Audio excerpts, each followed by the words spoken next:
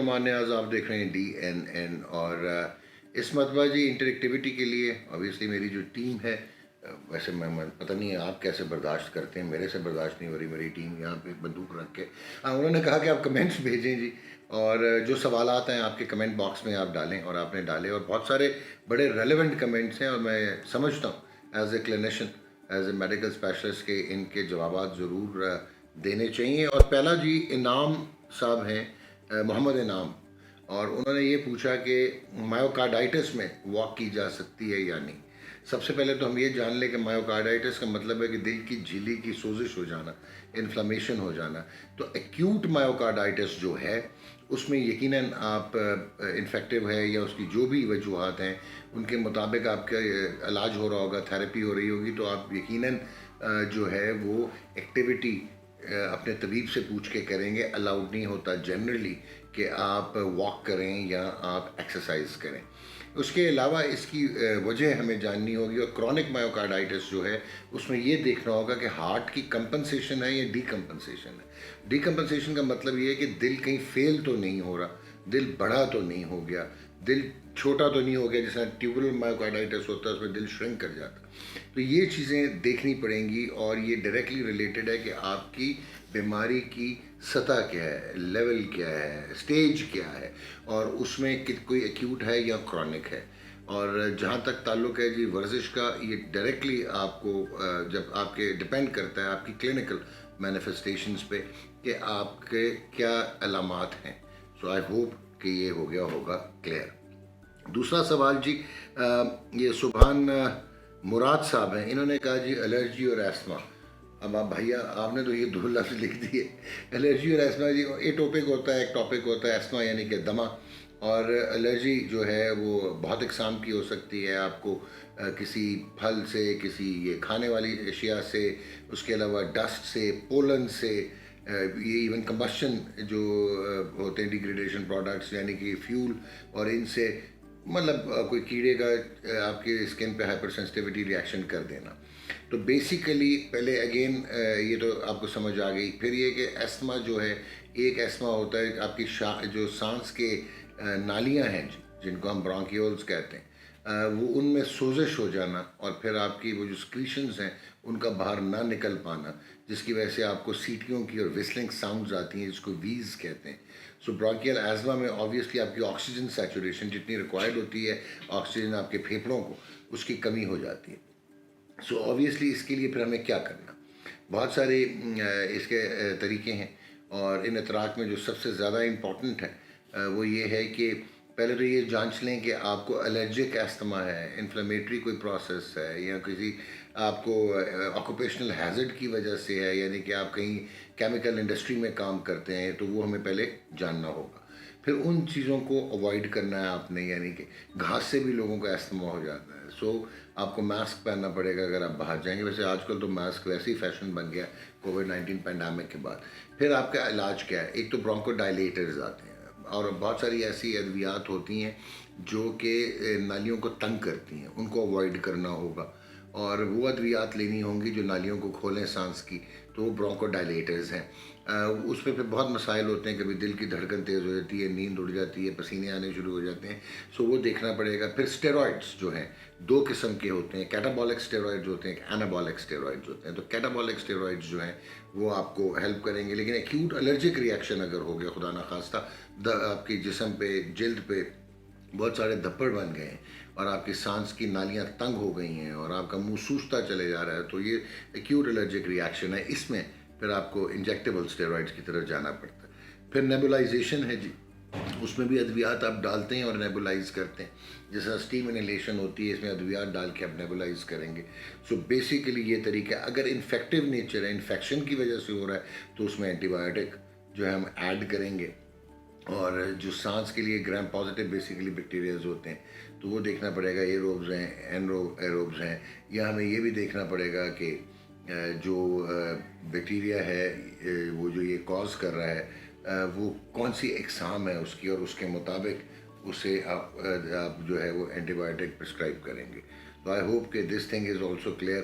لیکن ایزما جو ہے وہ چائلڈہڈ ایزما جو ہے، یعنی کہ دمہ، وہ آؤٹ لیو کر جاتے ہیں بچے. کئی دفعہ ایڈینوائڈائٹس ہوتا ہے, ایڈینوائڈز ہوتے ہیں, گلینڈز ہوتے ہیں, ٹانسلائٹس ہوتا ہے, پوسٹیریئر نیزل ڈرپ, الرجک رنائٹس جس کو کہتے ہیں کہ ناک کی یہ بریجز جو ہیں ان کا تنگ ہو جانا اور پھر فلٹریشن ٹھیک نہ ہونا, اور اس سے پیچھے آپ کا ریشہ گرتا رہتا ہے اور وہ ریشہ انفیکشن کاز کر دیتا ہے.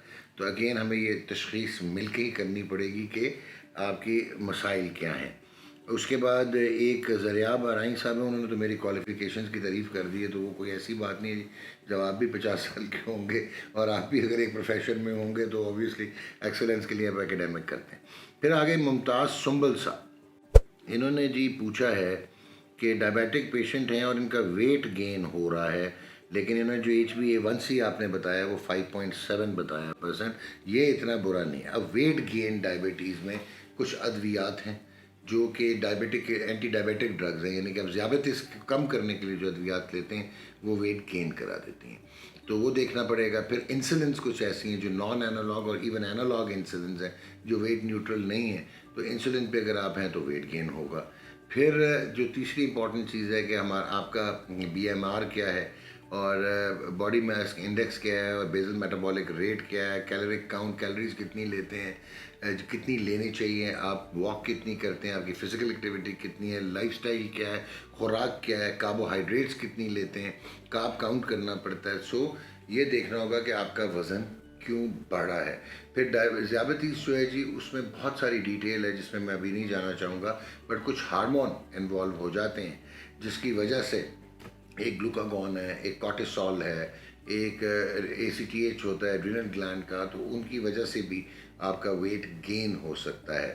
پھر ڈائبٹیز کے ساتھ کیونکہ یہ بیسیکلی مدافعتی نظام کی وجوہات کی بنا پہ یہ جو ہے بیماری آتی ہے آپ کو, جس کو امیون باڈی رسپانس کی وجہ سے آتی ہے, امیونٹی آپ کے جو ایشوز ہوتے ہیں امیون سسٹم کے, تو اس میں ہائپو تھائرائڈ ایک ایسی چیز ہے جو تھائرائڈ کی بیماری ہے, اور اس میں بھی آپ کا ویٹ گین ہونا شروع ہو جاتا ہے. تو اگین ہمیں ڈائگنوسٹکس دیکھنے پڑیں گے, تشخیص کرنی پڑے گی کہ اچھا کئی دفعہ ایسا ہوتا ہے کچھ ادویات ہوتی ہیں شوگر کی جو کہ آپ اینٹی ڈائبیٹک ڈرگز لے رہے ہوتے ہیں, وہ آپ جب کھاتے ہیں تو آپ کو بھوک زیادہ لگتی ہے, تو پالیفیجیا بھی ہو سکتا ہے. تو یہ وجوہات ہیں. ویسے 5.7% سے یہ یقین جانیے کہ مجھے احساس ہو رہا ہے کہ آپ کی شوگر کافی ویل کنٹرولڈ ہے.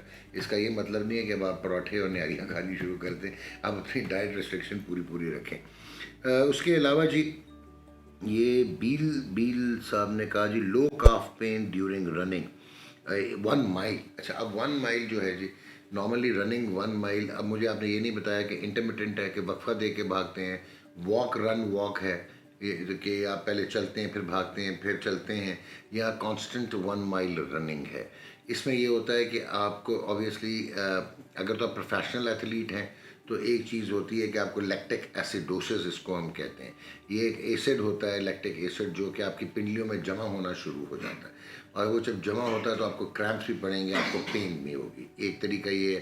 پھر کیا آپ نے اپنا فٹ ویئر جو ہے وہ آپ کے پیر کے مطابق ہے, یا بس جو پسند آیا شو مارنے کے لیے وہ اٹھا کے پہن لیا؟ نو. اگر آپ 1 مائل بھاگ رہے ہیں تو آپ کو یہ دیکھنا ہوگا کہ آپ کے آرچز جو ہیں پیر کے اس کے مطابق فٹ ویئر, اس کی کشننگ کرنی پڑے گی, اس میں آپ کو ایڈڈ پیڈنگ کرنی پڑے گی تاکہ آرچز جو ہیں وہ پراپر بیلنس ہوں. پھر آپ کون سی سرفیس پہ بھاگ رہے ہیں, اگر آپ ان ایون سرفیس پہ بھاگیں گے تو آپ کی پنڈلیاں اسٹریچ ہوں گی, اس طرح ہارڈ سرفیس پہ بھاگیں گے تو زیادہ اسٹریچ ہوں گی. بھاگنے کا تبھی کہتے ہیں کہ واک اینڈ جاگ ٹریکس ہوتے ہیں, یا سافٹ گراؤنڈ رننگ کرنی چاہیے. تو یہ آپ کو دیکھنا پڑے گا. پھر اگر آپ پروفیشنل ایتھلیٹ نہیں ہیں اور آپ اس کے مطابق آپ کی باڈی میکینکس اور کنیزیولوجی اور بایو میکینکس آپ کی جو ہے اس نے آئیڈینٹیفائی نہیں کیا ہوا کہ آپ کی باڈی ٹائپ کیا ہے, مسل ٹون کیا ہے, مسل کی الاسٹسٹی کیا ہے, ہائپر فلیکشن ہے نہیں ہے, تو یہ چیزیں ساری جانچنی پڑتی ہیں, اور وہ جانچنے کے بعد آپ ان قباحتوں سے بچ پائیں گے. اوور ایگزرشن اگین آپ کو مسل کرامپنگ کی طرف لے جاتی ہے, مسل اسٹریچنگ کی طرف لے جاتی ہے. تو یہ دیکھیے گا. پھر آپ پنجوں پہ دوڑتے ہیں یا ہیل پہ دوڑتے ہیں, اور آپ فٹ پلانٹ کر کے بھاگتے ہیں, تو یہ بھی ہمیں اب ہم دیکھیں گے تو ہم آپ کو بتا پائیں گے. بس یہ ساری وہ ان زاویوں سے آپ دیکھیں گے تو پھر ہم کہہ سکیں گے کہ بھائی جان 1 میل بھاگ رہے ہیں تو آپ کی پنڈلیوں میں درد ہونی چاہیے یا نہیں ہونی چاہیے.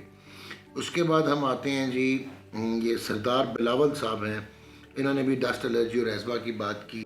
تو کائنڈلی میں نے جو جواب دیا تھا نا سبحان صاحب کو, اس کو اگر آپ فالو کر لیں क्योंकि मैं अगर दोबारा रिपीट करूँगा तो मैं थक जाऊँगा। तो अगर आप वो देख लीजिए, मैं जवाब दे चुका हूँ जी।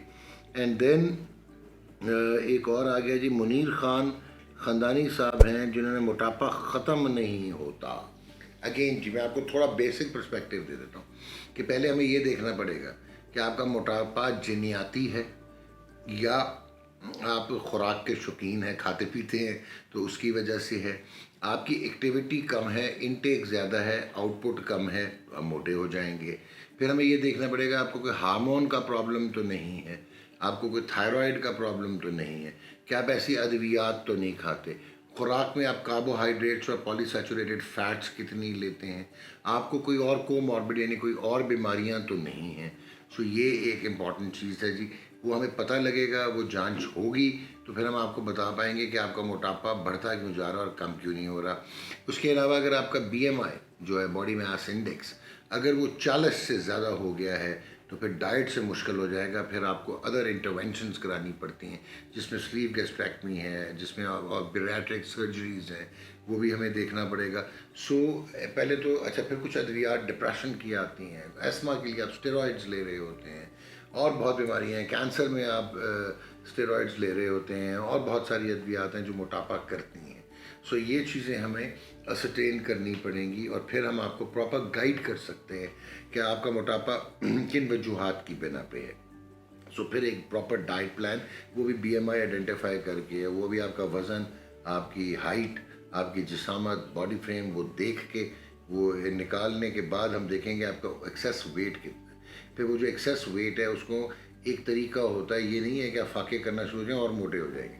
सो 0.6 kg पर डे अगर हम इसको लूज़ करते हैं, 0.6 to 0.5 kg, यानी कि 2 से 3 kg अगर हफ्ते में लूज़ हो तो ये अच्छी चीज़ नहीं है। ले जी, अब हम अगले सवाल पे चलते हैं जी। ये हैं अपना अनूश खान साहब, वो कहते हैं जी लोअर बैक पेन के मसाइल हैं। भाईजान ये कोई 270 सफ़े मुझे लग जाएंगे आपको समझाते हुए कि लोअर बैक पेन। पहले तो जी सबसे पहले कि लोअर बैक पेन हो क्यों रही है, उसमें आपकी एक्टिविटी क्या है, आप फिज़िकल एक्टिविटी रिगरस करते हैं या आप नॉर्मल एक्टिविटी करते हैं, जूते किस किस्म के पहनते हैं, आपका फुट टाइप है क्या, बैठने का पोस्चर क्या है, आप क्या सीधा बैठते हैं, टेढ़े मेढ़े होकर यूँ करके बैठते हैं, आप कंप्यूटर पर बैठते हैं गर्दन झुका के बैठते हैं या नहीं बैठते। उसके बाद आपको आदात क्या है कि आप यूं करके अपने एक यूं करके खड़े हो जाते हैं या बैलेंस्ड खड़े होते हैं, आगे झुक के खड़े होते हैं, ज़्यादा ड्राइविंग करते हैं या नहीं करते हैं। अब ये वो सारी चीज़ें हैं जो वी शुड नो। आपकी बॉडी टाइप क्या है, आपकी हाइट कितनी है, उसके बाद आप कौन कौन सी स्पोर्ट्स या एक्टिविटीज़ करते रहे हैं, तो ये देखना पड़ेगा। अगर लोअर बैक पेन आपको सिर्फ पट्ठे आपके जो हैं वो खिंचते हैं और आपको और कोई अलामात नहीं आती, जैसे कि पैर का सुन होना, उंगलियों का चीची उंगली का सुन हो जाना या अंगूठे का पैर के सुन हो जाना, या आपको थाई में यानी कि रान में कोई खिंच लगना और करंट सा महसूस होना जिसको हम शैटका कहते हैं, जो अगर वो आपको है तो ऑब्वियसली ये दोनों तीनों डायमेंशंस फ़र्क हो जाती हैं।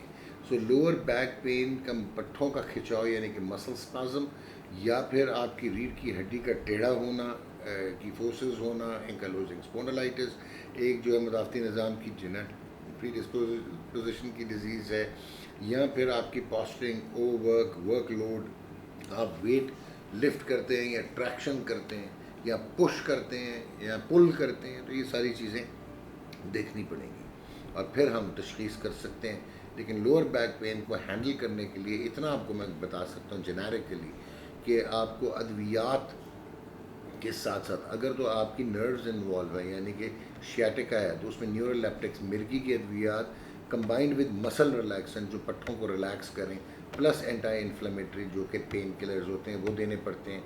फिर आपकी प्रॉपर पॉस्चरिंग होनी चाहिए, लाइफस्टाइल मॉडिफिकेशन होनी चाहिए, फिर कुछ एक्सरसाइजेज होती हैं बैक मसल्स को स्ट्रॉन्ग करने के लिए, वो आपको समझानी पड़ेंगी। एंड देन अगर बहुत ज़्यादा है तो फिजियोथेरेपी हम करनी पड़ेगी, और फिजियोथेरेपी में टेंस होता है trans electric nerve stimulation, mains होता है magnetic electric nerve stimulation, ultrasonic होता है, वो फिजियोथेरेपी करनी पड़ेगी। फिर एक काइनेटिक फिजियोथेरेपी होती है, एक काइनेटिक फिजियोथेरेपी होती है। तो ये हमें सारी चीज़ें देखनी पड़ेंगी। आपकी विटामिन डी कैसी है, आपकी हड्डियों की ताकत कैसी है, आपके पट्ठों की कोई सोजिश मायोसाइटिस तो नहीं है, تو یہ ساری چیزیں اگر ہم دیکھ پائیں گے تو پھر ہی ہم تشخیص کریں گے کہ یہ لوور بیک پین ہے کیوں، اور پھر اس کے مطابق اس کا علاج کریں گے۔ آگے چلتے ہیں جی ہم۔ عدیلہ رفاقت ہیں، وہ کہہ رہی ہیں ان کے صاحبزادے 18 سال 5 مہینے کے ہیں اور ان کی ہائٹ 5 فٹ 6 انچز ہے، اور انکریز ان ہائٹ 18 سال کے بعد ہو سکتی ہے یا نہیں؟ تو عدیلہ بھی سب سے پہلے تو یہ ہے کہ آپ کی اپنی ہائٹ کتنی ہے اور بچے کے والد کی ہائٹ کتنی ہے، خاندان میں مردوں کی جسامت اور قد کتنے لمبے ہیں آپ کے اور آپ کے شوہر کے خاندان میں۔ سو یہ سارا ڈپینڈ کرتا ہے کہ آپ کے بچے کی جو ہے گروتھ سپرٹ کیسی تھی، اس کی انیشل گروتھ کیسی تھی، سیکنڈری سیکچول کریکٹرسٹکس کتنے ڈیولپ ہوئے ہیں۔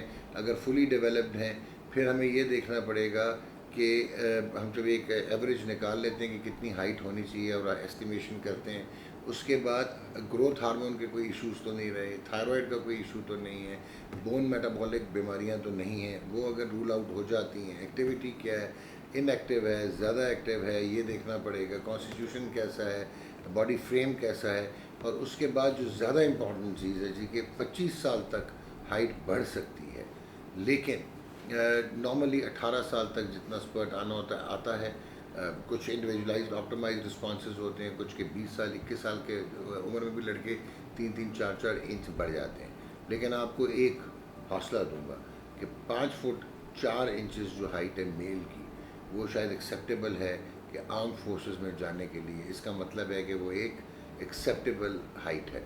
سو 5 فٹ 6 اتنی بری نہیں ہے، اور شاید 5 فٹ 7 ساڑھے 7 8 انچ ہو جائے، لیکن یاد رکھیے گا کہ قد لمبا کرنے کی ادویات جو ہیں وہ اپنے ساتھ بہت سارے سائیڈ ایفیکٹس لے کے آتی ہیں، تو ایسی حرکت نہ کریں۔ نیچرل لائف سٹائل ماڈیفیکیشن اور natural minerals and other things, اور اس کے بعد کچھ ایکٹیویٹیز ہیں جو ایکسرسائزز ہیں وہ بہتر ہیں، لیکن اب یہ بھی دیکھنا پڑے گا ایکسرسائز کر کے کہ جوائنٹ فیوز ہو گئے ہیں یا نہیں ہو گئے، تو اس کے بعد ہم بتا سکتے ہیں، لیکن 25 سال کی عمر تک ہائٹ بڑھ سکتی ہے۔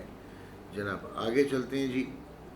بلال مقصود صاحب ہیں، گائنوکومیزیا۔ بلال صاحب اوبیسلی جو آپ نے گائنوکومیزیا کے بارے میں پوچھا، I have to deal with it because I am a qualified اینڈوکرینالوجسٹ۔